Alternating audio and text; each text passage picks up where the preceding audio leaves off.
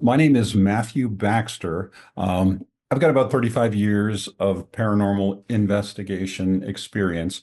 Uh, and we're going to talk about how not to do a paranormal investigation. Karen, would you like to introduce yourself? Yeah, well, thank you for the introduction already given. I'm Dr. Karen Stollznow, and yeah, Matt and I have both been doing this kind of research for decades, and we came to this from different perspectives, but I think we'll be going into that over the course of our talk. Absolutely. So, first off, we're going to talk a little bit about the uh, the different investigations that we've done. These are some of the ones that I've done mostly here in Colorado. There was one in the Bullock Hotel in South Dakota, but I've been kind of Colorado centric because it's where I live, and have had no financing other than my own wallet. So that's why I haven't gone all that far. On the other hand, Karen has gone a little further. Yeah, it just occurred to me too that I've been to Georgia a number of times and did some investigations or some research into Savannah and Bonaventure Cemetery. So I should have included those investigations. But these are some of the places that I've been to. And so I used to work with the Australian Skeptics for a short period. I was the editor of their journal, The Skeptic. And I've also worked with a number of different organizations in the United States, the James Randi Educational Foundation. Matt worked with me there too. I used to have a column for the Skeptic magazine. I've worked with CSI as well and CFI. So I think I've dallied with all of the organizations here, but it's mostly been my own initiative to do research and investigations too. And there are lots of different titles that people will use for this kind of work, from Ghostbusters and ghost hunters through to paranormal investigators. Matt, what have you called yourself over the years? I called myself a paranormal claims investigator and differentiating myself by focusing on the fact that I investigate the claim and not if there's a ghost there or whatever paranormal thing they're claiming. So I don't go in looking for paranormal activity. I go in looking for uh, what may have caused the person to make the claim in the first place. So that's how I differentiate myself. Yeah, and I think usually call myself a researcher or an investigator, and I've heard some people differentiate those two by saying a researcher is an armchair researcher, someone who sits at home and does research online, whereas other people say an investigator is someone who's more hands-on, doing a kind of, I guess, a field research, so going to these locations and doing hands-on research, but this is where Matt and I have differed a little bit over the years. You really have such a broad range of people who do this kind of work, from those who have all different kinds of equipment to do their research and investigations, through to those who use more of a historical method. And that's more the method that I use. But really, I've encountered some ghost hunting groups over the years who would brag and say things like, "We have $1 million worth of ghost hunting equipment," and a lot of that is utterly useless. So I don't know if you want to talk a little bit about some of the machines and devices that people use, and why you might use them, but why you probably wouldn't use a lot of them. Well, one of the important things to remember is the way that most do paranormal investigations that are not from more the skeptical side of things is they learned their trade from watching TV. Now, neither of us learned our trade from watching TV. Now, I am not a doctor. Karen is. So don't ask me to look at, does this look infected or anything, because I'm not going to be able to And tell you I'm not anything. that kind of doctor anyway. Just wanted to get that out of the way. So the main thing is we did not learn how to do this from watching TV, watching paranormal TV. Well, if I could say that the work that we did kind of preempted that the The interest, craze. the craze in this kind of thing. So I was doing this back in the the 1990s mostly, even though I've had an interest in this for as long as I've been alive. But really, it was around the 1990s that I started, and this kind of thing just we didn't have ghost adventures, you didn't have ghost hunters at the time, and just a myriad of television shows that you have nowadays. So we were doing this, I think, just for love, certainly not for money. Exactly. That's true. Because one of the things is we absolutely love the folklore and the ghost stories. Mhm. It's so much fun. And to be out and as we were growing up, we read all the stories, we heard all the stories that were old, by the time we were reading them. And that was a lot of fun and exciting to read. The difference between us and a lot of others is that we took that excitement to discover the truth behind the stories. Well, a lot of people just took the excitement that they felt as kids in believing things Mhm. and just carried that forward. So you have uh, the difference between how to do an investigation and how not to do an investigation is exactly what we're going to go through with several of the places that we've investigated together. And you can see that the approach that we've taken has given us many more answers and a lot fewer questions than normal ghost hunting. Now, as Karen was saying, when it comes to equipment, people load up on cameras and FLIR cameras, thermal cameras. They load up on the video cameras, EMF detectors, and various other things that can be useful.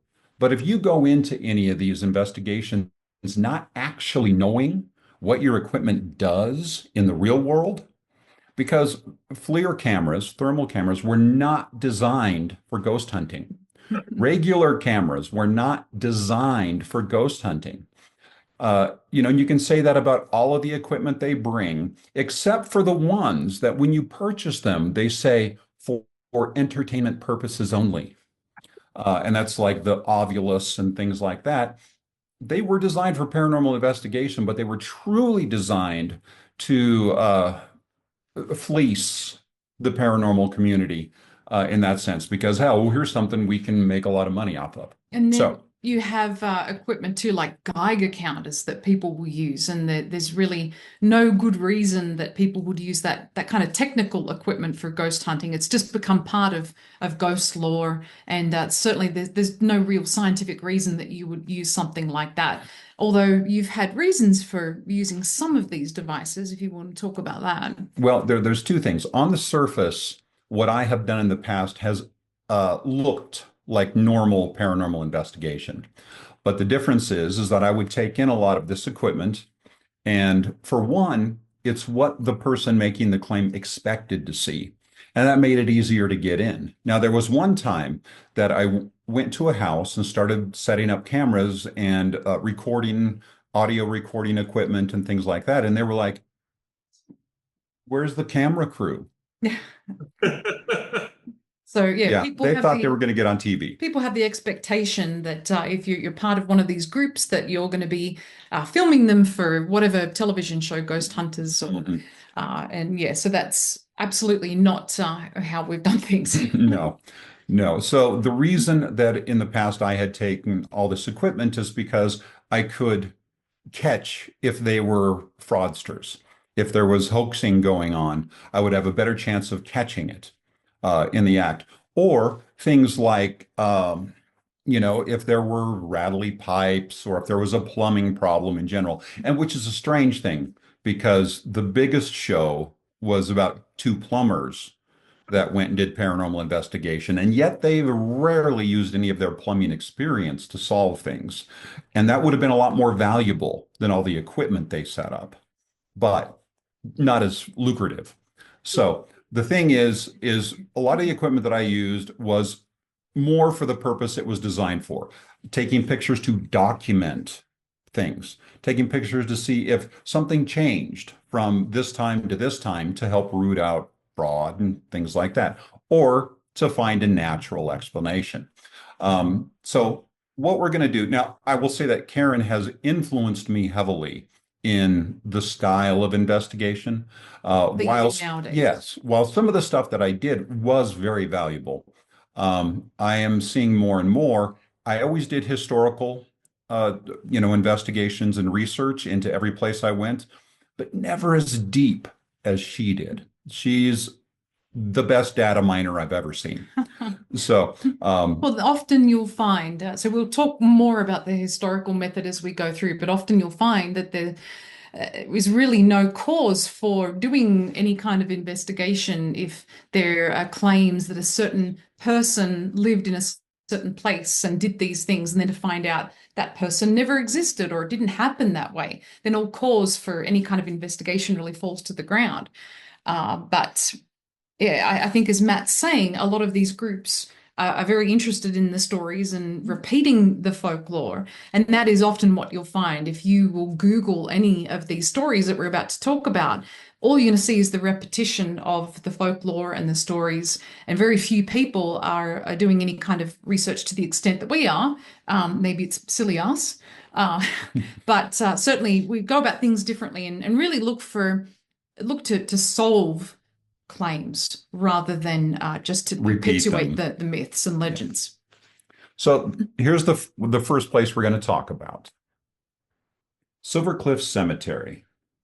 Anything you want to say about Silver Cliff Cemetery right off the top? It's cold.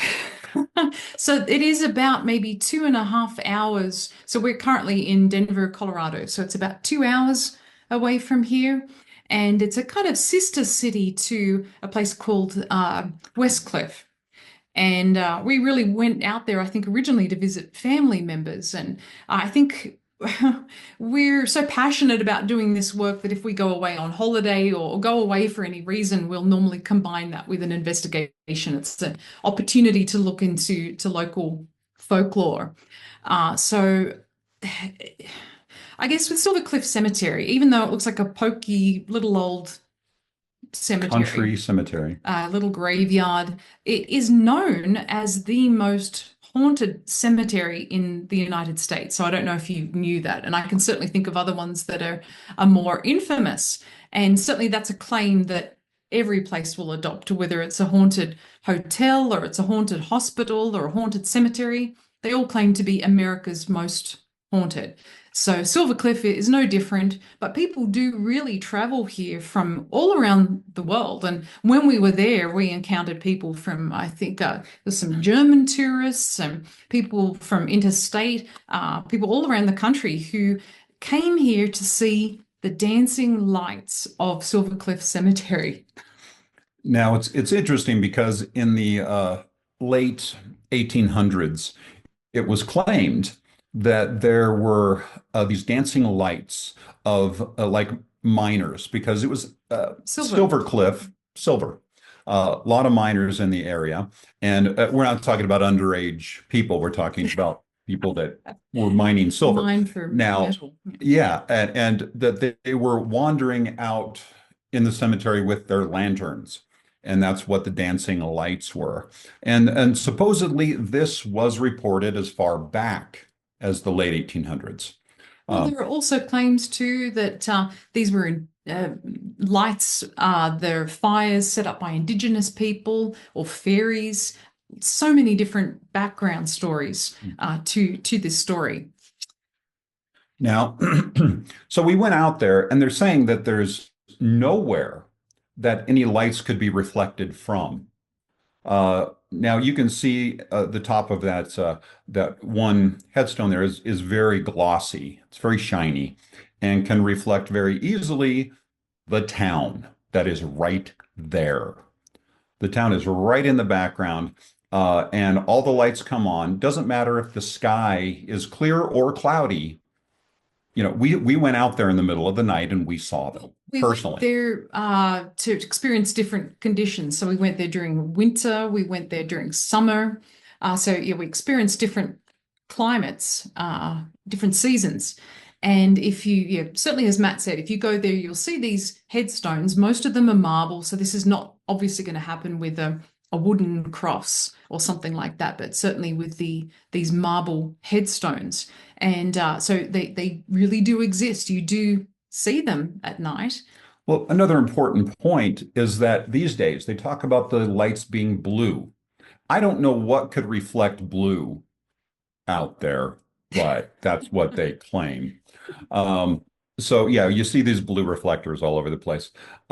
It's a very interesting thing, but so we can see where the lights were coming from. We went out, we experienced them. There was also something called prisoner's cinema because it gets very dark out there, and you do start to see lights in your own, eyes. Uh, Well, yeah, people have the expectation that they're going to experience something. And if they've traveled from another country, they've traveled from interstate, they're going to sit out there for hours and hours. And so there are a number of things that can happen. It can be this prisoner's cinema where you just have that expectation that you're going to see something, or you're in the dark. And even the experience too, if you sneeze and you see stars, you see lights, that kind of thing can happen. There are lots of natural explanations, and I think that's key for what we search for. We look for natural explanations rather than seeking supernatural or paranormal ones. yes, we didn't see anything out there that was phosphorus, or they talk about how sometimes decaying wood can have some phosphorescent effects and things like that. We Or didn't see anything like that. bioluminescence, maybe Yes, bioluminescence. firefly. So there are lots of interesting scientific theories, but we can discard those in favor of these just being, or as we're going to get to. Pretty average. Now, it was said in the late, it was 1969, I believe. One of the big claims that is perpetuated today is that National Geographic went out and did an investigation out there and did see the lights and had no explanation for what they were. So again, using Karen's technique, uh, she was able to dig up that it was a piece of a travelogue that somebody had said, "Well, we went out there and it was cool and we saw stuff," and that was it. That was the National Geographic It was a investigation. It's a postscript, so it was just mentioning this phenomenon, but they did not do any kind of investigation. Absolutely not. So digging and digging and digging, we were trying to find the first mention of this, dating back to the late 1800s. So we went to the Colorado History Museum and put ourselves in the basement where all the microfiche was and just weeded through newspapers. And, luckily enough, we found the first mention of the Silver Cliff Cemetery ghosts.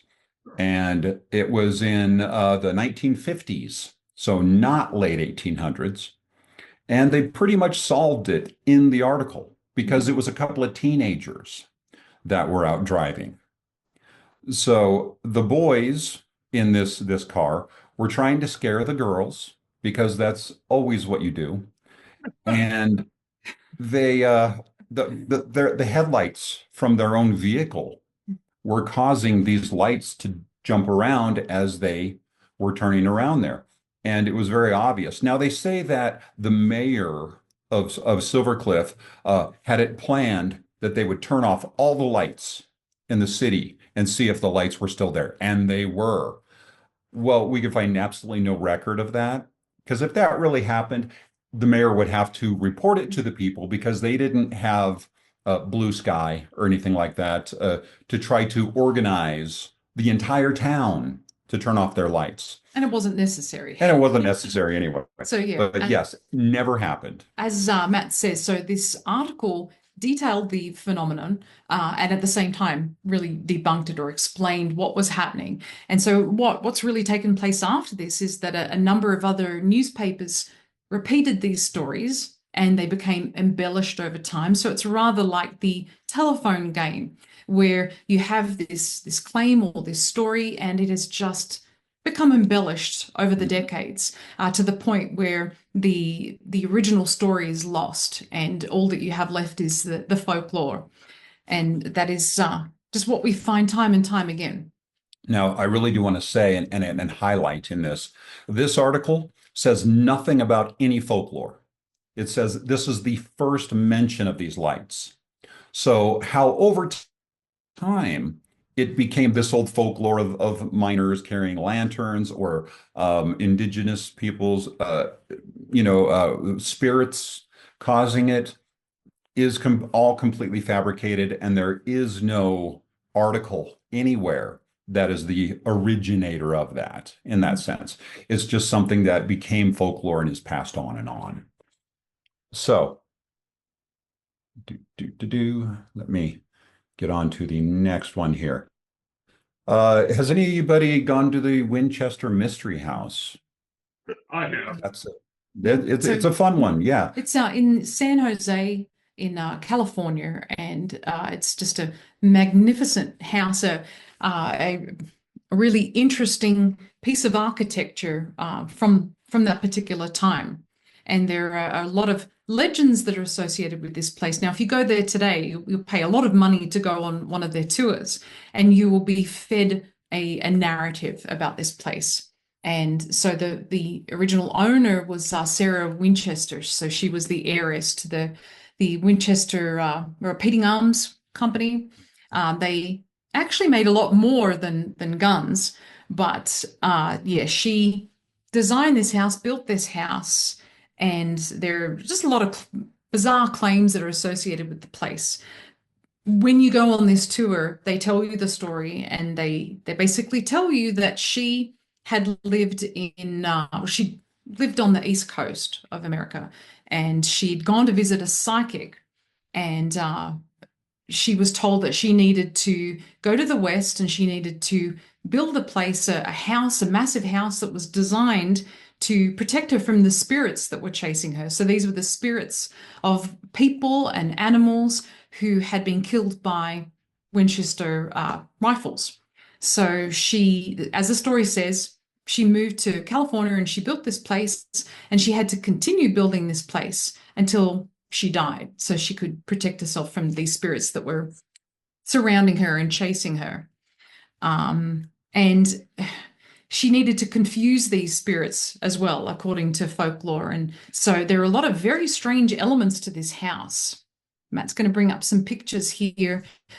You'll see things like the number 13 is this motif that is repeated throughout the house. There's an old chandelier that has 13 lights, and there are drains or sinks with 13 drains, and there are windows. Holes drilled in the drain. Yeah, there are windows with 13 cobwebs or spiders on them. And then you have this example of topiary here, the number 13. So apparently according to lore, she was incredibly superstitious. And usually people kind of shy away from 13 if they're superstitious. But according to this legend, she just had 13 repeated everywhere. And this was part of her, I guess, surrounding herself in a psychic bubble and protecting herself from everything there. But there are other strange features too. There is a door to nowhere. This is very famous. I first heard about this on the Ripley's Believe It or Not television show when I was a kid. And I thought one day I'm going to go to this place. So there's I think a 9-foot drop from that door. And then when you walk through the place, you will see just very strange things, lots of oddities like windows on floors and very small doors just designed for little people. And what else did you see there? There were just lots of very strange artifacts in the house. So it was supposedly the stairs were designed. Switchback stairs, also called easy risers, if I remember. Yeah, and they really had just a lot of like other doors that went to nowhere, stairways that went to nowhere. The stairway to nowhere. Yeah. And of course the seance room that you could only go in one door and go out another, and a lot of strange things. But the reality behind a lot of these things. Yeah, well, so a family, when Sarah Winchester passed, the house was bought by a family, the Brown family, and it's actually stayed with them since that time. And they've basically turned it into the fun park, the amusement park that it is today. And they installed a lot of these strange features themselves, like the windows and floors. And then other features were a product of the 1906 San Francisco earthquake, because in San Jose, that's very close. Now, Sarah Winchester actually owned lots of different pieces of real estate. She had a houseboat in Burlingame, and she was living, I think, in Atherton at the time when the earthquake took place. So there are claims that she was in the house at the time when that happened. She was in a particular room, and so she, in reality, had all of these rooms boarded off that had been damaged during the earthquake, but they had created a lot of these oddities and strange features like the door to nowhere. There used to be a balcony that came out to protect someone, so it wasn't just this straight drop to the ground.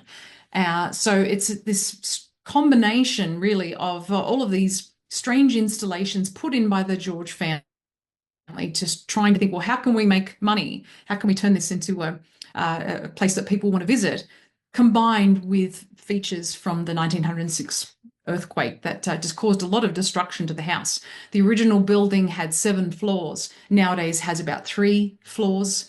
In some areas, there might be a 4th floor. So these are really just natural features, and that were left boarded up, and they have interwoven that into this story to make it seem like Sarah Winchester, who was actually a very intelligent woman, was incredibly superstitious and strange and cursed and trying to protect herself from ghosts. Now, it is interesting that at the time, this was sort of a normal thing for people that were very rich to do to their houses, is to really get into a lot of architecture and continue building onto houses. A lot of the things, she had some great, modern conveniences sort of built in that were very innovative. Elevators. Yep, she did some amazing things there, but a lot of other families were doing the same thing. Mhm. And I think the Brown family was actually one of them. Well, I think that it was the Hayes family, so the owners of newspapers. There were a number of other, there are only a couple of examples today. The Winchester Mystery House, as it was rebranded, that's really the most famous of them. But what was a particular style? And Sarah Winchester was, again, a very intelligent lady. She had a lifelong interest in architecture and building, but she was an amateur. So she was really just doing this out of interest after uh, Her husband died. after her husband died. Yes, and so she was not superstitious. She was not strange. She was really a woman of her time. But there were a lot of because she was a reclusive. She had very severe arthritis, and she had some disabilities, and so she really shied away from the public eye. So, in the absence of her presence, a lot of stories arose about her. Became a smear campaign against her, trying to make her seem like she was this crazy spiritualist lady, and it wasn't the case at all. Um, and the family that bought it really leaned into that. And it's do you remember the name of the woman who wrote the book that really kind of blew up this whole thing? I can't remember something Ignofo. I can't remember. So Yeah. you put me on the Oh, spot I right now. apologize. But the thing is Karen was actually Mary one of the Jo Ignofo, I think. So yeah, Karen was actually one of the first people to discover a lot of this information from this book back in 2012, and uh, presented it to the skeptic community. And since then, it seems like other skeptics are coming forward as just discovering this information. But we've known about it for a little while now, and it's again, Karen's amazing data mining that goes there. But I highly recommend Haunting America from Dr. Karen Stollznow. thank you. Got to plug a book. You always have to. Um, the San Antonio Railroad tracks. That's another really interesting one. Now, when you go out there, what you do is you throw baby powder all over the back of your car. You then park your car on the railroad tracks, and you wait for the spirits of a bunch of children to save you, to push you off the tracks. And then when you get out, you look to see if there's any handprints in the baby powder. And there always are. Yes, there often is. Now, the interesting thing about this is they're saying around the 1930s, a bus was hit by a train, and it Was a school killed bus. a school bus. Yes, and it killed a lot of children. The street signs in the area have a lot of the names of the children. So it's all very, very creepy. There are cars lined up down the road. Now, supposedly they have redone the whole area and they managed to get rid of all the ghosts because it supposedly no longer works. Still be a lot of, cars lined up to try it. And they try to have people out there to stop people from doing it because parking your car on railroad tracks is not always the smartest thing to do. But this was a big thing for a long time. Now, I think we all know the reality. It was basically a gravity hill. So It an was, optical illusion. yeah, it was optical illusion. It was hard to tell that it sloped down and your car was going to roll off of it because of the fact that right before the tracks is uphill. So when you park on the tracks, it's just a slight grade and your car would roll off. No big deal. The handprints on the back of your car. Every time you open and close your trunk, you're going to leave a little bit of oil on the car. You can't see the fingerprints unless you have a really dirty car.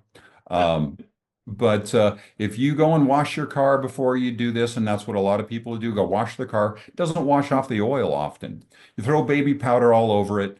By the time you get rolling off the tracks, your own handprints are going to appear. And since it's mostly just fingertips, it looks a little similar to a child or children pushing your car off.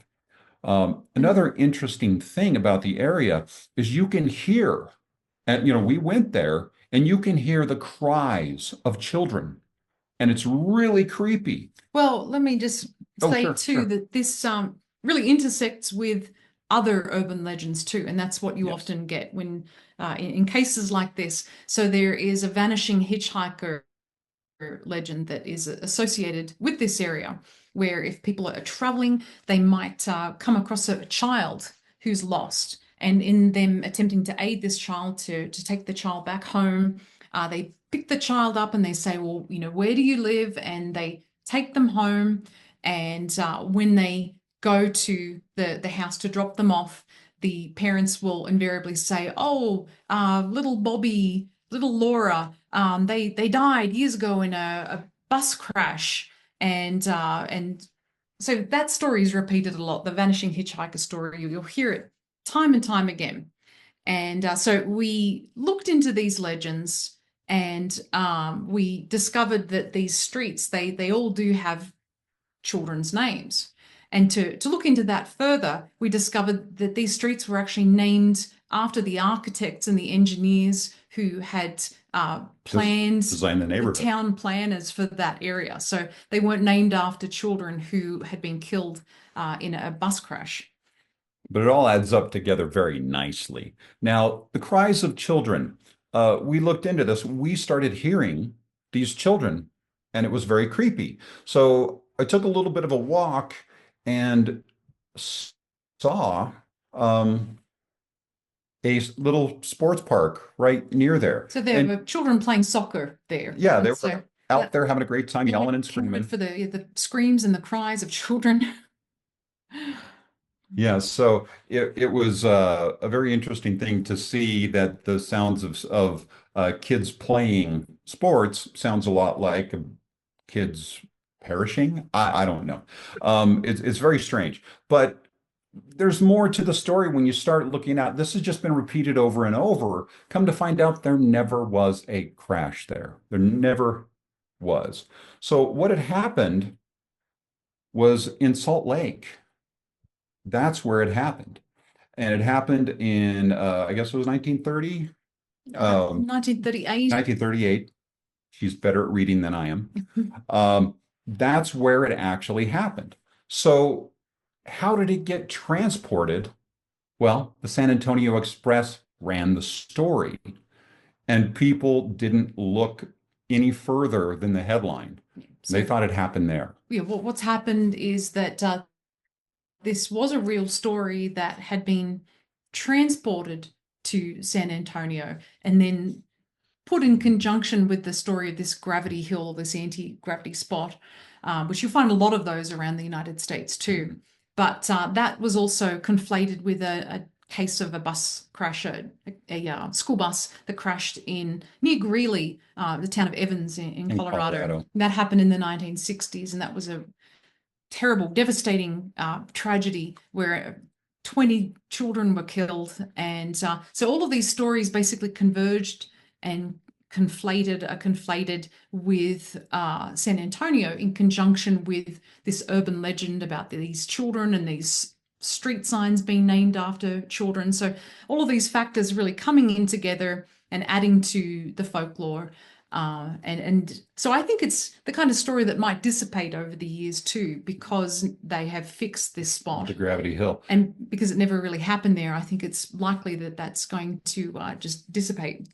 Now, I will say for the spirits of the children, they do definitely differentiate between skeptics and believers because we parked on the railroad tracks and they did not push us off. So that was a little concerning that we were not preferred. But all of these things do dovetail so nicely. The street signs and the sports park right near there, the Gravity Hill, everything dovetails so nicely to make this a very strong legend and folklore. And it's a sad but very fun one. Then we went to the Myrtles Plantation. That's in Louisiana St. and Francisville. St. Francisville. Now, it's got an interesting story that really drives its ghost stories, and Yeah. that is the legend of Chloe. Yeah, so it's there's a lot of legends around this place, but the basic story is that it is haunted by an enslaved woman named Chloe, and she had lived there back in the I think the 1600s, and she was having an affair with the owner of the plantation. His name was Judge Woodruff, and so it was claimed that he ended his affair with her, and she wanted to stay in his good graces. She didn't want to be going out and working on the fields. She wanted to stay in the household. So she thought, well, I'm going to make myself indispensable to the judge. And she baked a poisonous cake and fed that to the children and the judge's wife. So her plan was that she was going to nurse them all back to health, but she didn't anticipate that this was actually going to kill them. So it said that and I'm missing parts of the story here, but there are lots of variations, and that's what you find with urban legends. The hallmark of urban legends is that you have different variations, but essentially she had killed the wife and she'd killed the children, and so she was taken out by a mob and lynched. So that's the claim. Now, you can see in this picture, this is the one that is circulated. Usually there's a big red circle around Chloe, but you can see her standing there at the kind of intersection of the two buildings. Now, supposedly, and you also see an orb, that makes it real. Now, this is a very old looking picture. The original, they will not show you. They say it's down, what they say down at the library or something in St. Francisville. You can go look it up there, but they don't have it either. Yeah, they claim that there's a diary as well, that the judge kept a diary, and that is at the local museum too. So they say that the picture was taken for insurance purposes back in 1990, and they were astonished when they reviewed the picture afterwards to see a person that was in the picture that had not been there when they had taken the picture. So this is the original, the color photo of it. So, and you see Chloe there. Now they talk about the oleander that she used. Yeah, so that was the claim that Chloe had put, I think, oleander juice into the cake, and that's what had poisoned the children. So there are really lots of different, there's a real spider web of a story, so many different elements to it. But with the oleander, I did some research into oleander, and basically it had been introduced into the area, but it was about 100 years after this had supposedly taken place. And if you go and look at records that are readily available, you'll see that two of the three children in the family did perish, and so did the mother. They died of yellow fever. They didn't die of poisoning. So there certainly had been some deaths there, but not associated with an enslaved person. But yeah, Oleander had not been in the area at that time, but they still repeat that story. If you go to the plantation and you go on a tour, they have oleander sprigs everywhere, and they tell you that same story again and again. And so that's what people believe. That's the folklore that's retold. Yeah, you can see from the photo, this was taken on the tour that we went on. And the tour guide is holding the oleander up, telling the story. So yes, that's one thing that's been debunked. We've been there a number of times. Originally, I went there with for the James Randi Educational Foundation to do an investigation into the place, and we returned there 2 years ago because I was interviewed for a Netflix series, Files of the Unexplained. They did an episode on the Myrtles Plantation, so I had we'd solved some of the claims previously, but we thought, well, let's revisit some of these claims. So one of those was the oleander, and we really debunked that. But another claim was the picture of Chloe. Now, historically, we'd gone there, and Matt had taken pictures of me standing in that spot, and we found that that could have been a person that was standing there, not a ghost, Yeah, but could have been a person. definitely shorter than Karen. But this is one of the great things about actually going to the location at times, because as I always felt that it was a piece of equipment that was in that spot, that our own, readiness to see pareidolia saw a human there when really it was just a piece of equipment. And I couldn't figure out what that equipment was or where it might be. Now, the first time we went there, this laundry mangler was not to be found. Did not see it anywhere. But the last time we went there, they had it on display. So I took a picture of it, and I don't think the angle's perfect or anything, but Not to mention too that they had a laundry right next door. So right. there was another that's a laundry. Right. So you see Chloe there on the right. And if you take a good look at it, and you can measure from the kind of the slats on the left side here, what that might be. The mangler fits perfectly with her.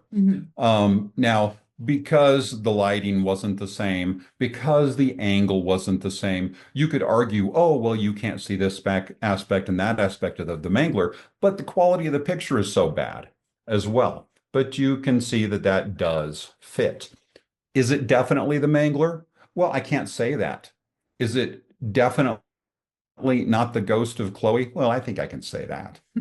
So, And that photograph too was very degraded too, because as Matt showed the original picture that was color, you can see it looks more like a shadow, or it looks more like an object, some equipment.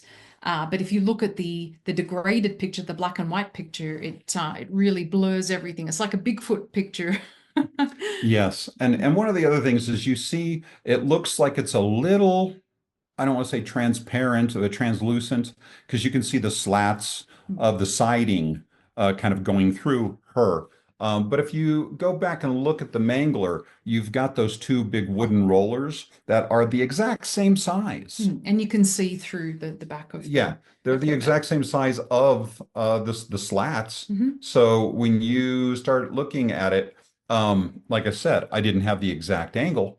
Well, So here's the frustrating thing. So I did the interview for the television show, and they excluded all of our evidence. So they didn't talk about oleander. I don't know. Did they talk about the they did mangler? not talk about the mangler. Yeah, so They wanted to keep, kind of perpetuating a lot of the aspects of it, and they solved other aspects. Well, they were interested, I think, in the kind of historical angles and the racial angles too. And the So human angle. I did speak to those areas, so I feel like I did justice to the story, but it was a shame that they didn't include our evidence that we think is good counter evidence to the claims. Yes. There's one thing about this mangler. It shows that it could be a piece of equipment. And here's one of the great things. You can actually find equipment. You can actually find a mangler, but we have zero evidence for ghosts throughout history, there is no solid evidence for ghosts. I have solid evidence that manglers exist. So it has It that is, much more going for it. it's a more natural explanation and more likely. So this one is brand new, Mhm. brand new. We just got back from a trip last night to Victor, Colorado. And this is the Haunted Victor Hotel. Now, I'm sorry this picture doesn't make it look all that haunted. So I went out in the middle of the night when it was snowing and got you a more haunted picture. Um, so now you can really feel the It's hauntedness much of more it. spooky. Right. Mhm. So anything you want to say about the Victor? Well, yeah, this is a little town out in the middle of nowhere. It was a gold mining town. Now, there is still a gold mining company that I think is doing some work there, so it's not completely defunct. But it's a very small town near a larger town called Cripple Creek. Probably the biggest city near there is Colorado Springs. And so we just wanted to get out of town. And Matt said, "Oh, I've always wanted to go to the Haunted Victor Hotel." He'd worked with uh, a group that had done an investigation into this hotel going back about 2 decades ago. And do you want to tell everyone about the evidence that they collected? Yeah. So I wasn't a part of that investigation myself, but I very strongly, after they presented their evidence, very strongly instituted some very important protocol. So what had happened is on the back stairway. Now, this is said to be haunted by several different spirits, but on the back stairway, one of the members of the group had a mini CD recorder in his back pocket. And as he was going down the stairs, he heard a voice with his own ears say, "Who are you?" And he takes a few more steps, and then it says, "Who are you?" And then it says, "Good night." And you hear his footsteps running down the stairs. And that clip was played on radio stations because they actually had a popular radio show hosts join them on this investigation. So a lot of, coverage and everything for it. And it was played over and over. Um, and I said, okay, were there any other witnesses other than this one guy with his own recorder that captured a very, very human sounding voice? Uh, was there anyone else that can verify this? No. So this guy could have easily have just whispered, and created his own evidence because there is a lot of, I guess you'd say, desire to get people to believe you. A little bit of pious fraud is a very tempting thing to do when you want to get a lot of attention and things like that. That is what these ghost hunting groups, they will take recorders. And so this is called EVPs or electronic voice phenomena. So they will go to a location and they will just record thin air. And as Matt's saying, if you don't have any proper protocols in place, you're going to be picking up conversations, you're going to be picking up natural noises and sounds.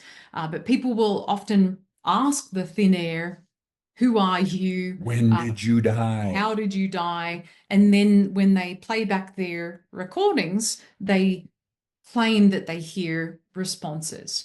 And so, I mean, that's a subject for another talk, I think, Yeah. EVPs. It's such a complicated area. So the bragging right on this one was that the response, or there was, no question was asked, but the phenomena was heard live in the area. And that doesn't happen with EVPs. You only hear it on the playback. Mhm. So the fact that the person heard this as he was going down the stairs was sort of a bragging right of the group. So, yeah, but in essence, this recording was alleged to be the voice of a gentleman who died in the building, and his name was Eddie. Eddie. He just goes by Eddie. And so, Well, before we get into Eddie, I just want to say the protocol that I put in place mhm. is nobody goes anywhere alone. And if they do, any evidence they bring back is not evidence. Mhm. It is not to be considered. You only bring back stuff that was witnessed by at least one other person. You don't do anything alone. Um, and that might cut down on a little bit of the pious fraud, But I definitely wanted that in place. So for the new guy coming in, for me to be such a big mouth, I'm glad that it went over okay. But we want to talk about Eddie. Yeah. So, So yeah, the claim is if you go and look up the Victor Hotel, the most famous ghost there are reputed to be a number of them, but the most famous one is that the spirit of Eddie, and it's said that he was a miner and he lived in room 301. So he was a resident, it was a boarding house allegedly at the time that he lived there. And so the original story I heard was that he got up for work early one morning, very early, and he pressed the button to the elevator that's in the building, and this is right outside room 301. yeah, so he apparently pressed the button, the doors opened. It's an old birdcage elevator, and he stepped out into the space there. The elevator wasn't there. It hadn't come up, even though the door opened, it was malfunctioning. And so he stepped out and fell 50 feet to his death. So that's the claim, and that it's said that he now haunts this building because of that. And so I was. Now, I do want to say really quickly, Mhm. this was his room, and they kept it exactly as it was. Mhm. So we really just did this as a last minute getaway out of town. And so I think it was maybe the night before we went. And we were just getting ready for bed, and I had an extra 10 minutes up my sleeve. So I thought, well, I'm just going to poke around and see what I can find about this place. So when I looked up the legend, I found story after story after story retelling this same version of events. But I suddenly came across a different version, and that was that it hadn't been that Eddie was going to work in the morning. It was that he was a drunkard and he was living in this room 301, and he was very drunk one night, and it was about 9 o'clock, and he decided to go out and do some more drinking, and he pressed the button of the elevator. It opened up. He stepped out to his death, fell 50 feet.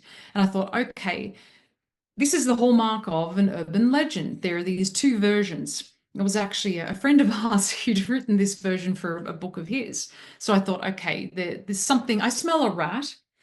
And so I started to poke around a little bit more. And I looked up Eddie because that's all the information I had. Eddie associated with this hotel.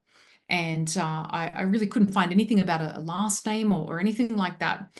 So I went to Find a Grave, which is a website for that has the records Database of database of all of the cemeteries, I think, around the world, and the occupants of cemeteries. So I did a search for the local cemetery. It's called the Sunnyvale Cemetery in Victor, and I looked up Edward. I looked up the name Eddie, and there was nothing. So I looked up Edward, and there are a number of Edwards, and I was very surprised to find that there was a young man who who actually filled the criteria of this Eddie, who had died, was born in 1873 and died in 1900, which is when this reputedly took place.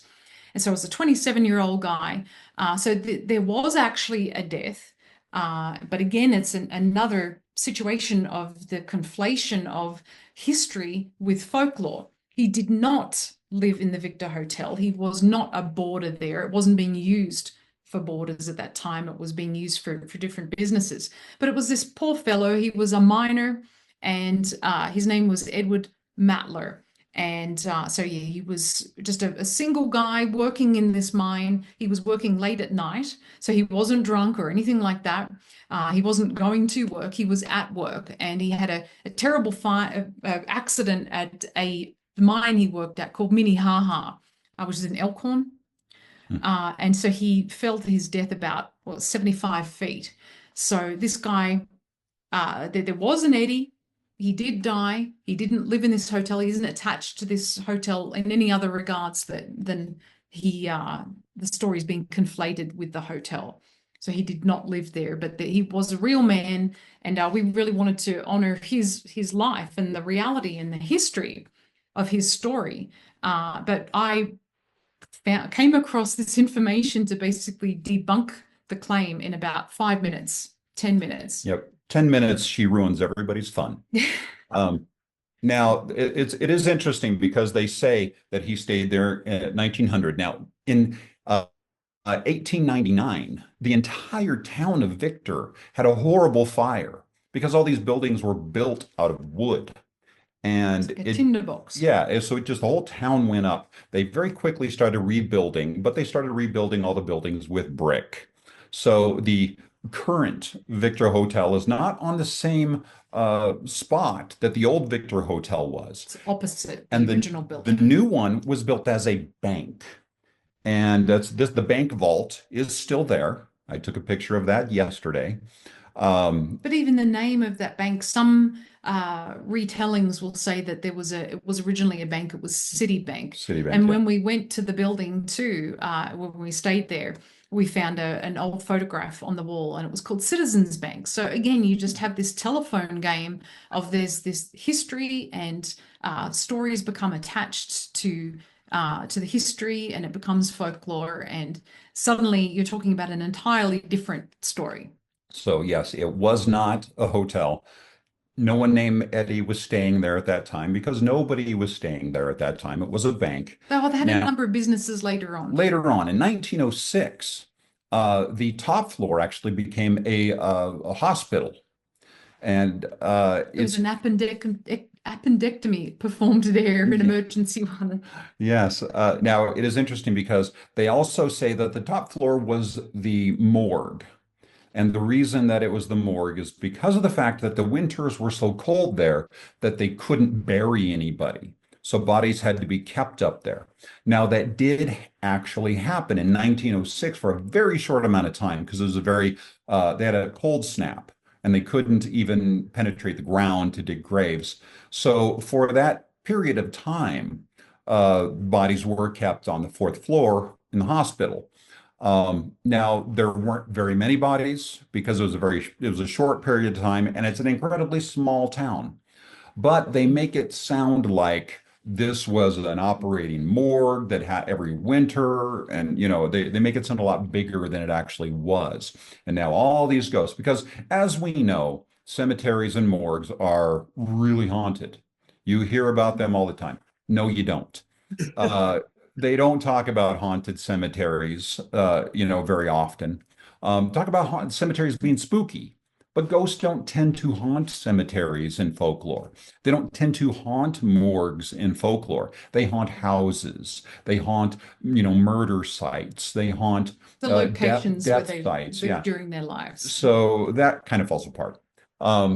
So that was our fun Well, for the last. I think what this illustrates though is that if you do a little bit of research, just take the time to go beyond the folklore and the stories that are retold, and just to look this up, look up a couple of details that very quickly you can disprove that these stories could have happened. Often these people, the protagonists didn't even exist, and yet you have people taking all of this expensive equipment and going to these locations and doing these overnight stays and coming up with all of this evidence for things that couldn't possibly have happened. So you really need to start with the basics, start with some good historical research. So how to not do a paranormal investigation is to not pack and bring with you confirmation bias. That's going to be the big thing. As long as you can go seeking the truth, whatever that truth may be, being open to the possibilities, you're going to come out with a lot closer to what the truth actually is. And I think that's where the real fun lies, not in just going to these places and running around in the dark and getting scared, but just Although that is fun. It is very fun. But the thing is we really, really have a passion and love for the folklore. It is great, and we grew up with it. And we feel that going there and trying to solve it is just as or more exciting than bringing back a bogus EVP. Oh yeah, and it's certainly just honoring the lives of people who really did exist and telling their stories, and rather than coming up with a false narrative. Absolutely.